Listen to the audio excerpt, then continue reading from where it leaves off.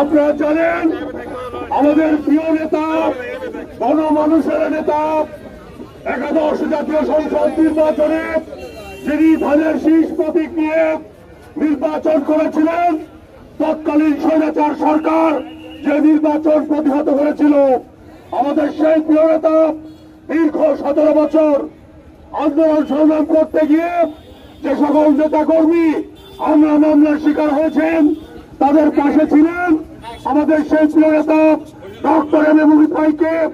একটি ঘটনাকে কেন্দ্র করে তার সদস্যপদ স্থগিত করা হয়েছিল, যার প্রেক্ষিতে আমাদের তারুণ্যের অহংকার, আমাদের প্রিয় নেতা যিনি আধুনিক বাংলাদেশের স্বপ্ন দেখাচ্ছেন জনাব তারেক রহমান, গতকাল রাত্রে তার নির্দেশনায় মুহিত ভাইয়ের স্থগিতাদেশ প্রত্যাহার করা হয়েছে। এই জন্য গতকাল রাতে তাৎক্ষণিক বিএনপি সহ সকল অঙ্গ সংগঠন একটি মিছিল করেছিল। আজকে এই আনন্দের দিনে আমাদের সকল ইউনিয়ন বিএনপি অঙ্গ সংগঠন এবং পৌর বিএনপি এবং তার সকল অঙ্গ সংগঠন এবং সাজাদপুর উপজেলা বিএনপি সহ সকল অঙ্গ সংগঠন আমরা যে আনন্দ মিছিল করলাম, আপনাদের সবাইকে ধন্যবাদ জানাচ্ছি, শুভেচ্ছা জানাচ্ছি।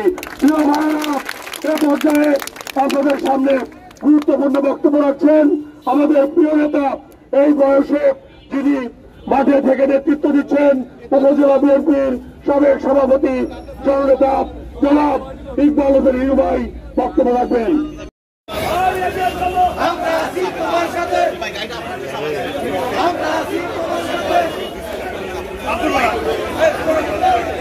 একটু চলে আসেন, একটু চলে আসেন, চলে আসেন।